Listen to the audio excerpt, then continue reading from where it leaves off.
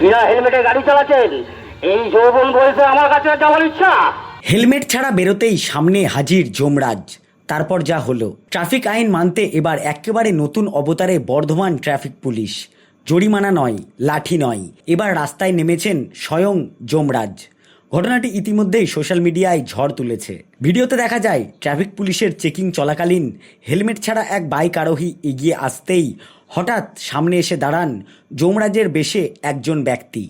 তারপর শুরু হয় তার বিখ্যাত অট্টহাসি। অট্টহাসি হেসে তিনি বলেন, বিনা হেলমেটে গাড়ি চালাচ্ছেন? এই যৌবন বয়সে আমার কাছে আসার এত তাড়া? হেলমেট পরে গাড়ি চালান, 100 বছর বাঁচুন, অন্য কেউ বাঁচান। এই কথা শুনে বাইক আরোহীর মুখের ভাব দেখে মনে হচ্ছিল জরিমানার ভয়ের চেয়েও যমরাজের আবির্ভাবটাই বেশি ভয় ধরিয়েছে। হেলমেট পরে চালান, 100 বছর বাঁচুন, অন্যকে বাঁচান। আসলে এই অভিনব উদ্যোগের উদ্দেশ্য একটাই, মানুষকে হাসিয়ে হাসিয়েই ট্রাফিক আইন মানার বার্তা পৌঁছে দেওয়া। নেটিজেনরাও এই উদ্যোগের প্রশংসায় পঞ্চমুখ। কেউ লিখেছেন, এমন যমরাজ থাকলে সবাই হেলমেট পরবে। আবার কেউ মজা করে বলেছেন, জরিমানার আগে যমরাজের দর্শন। তবে হাসির আড়ালে রয়েছে একটি গুরুত্বপূর্ণ বার্তা।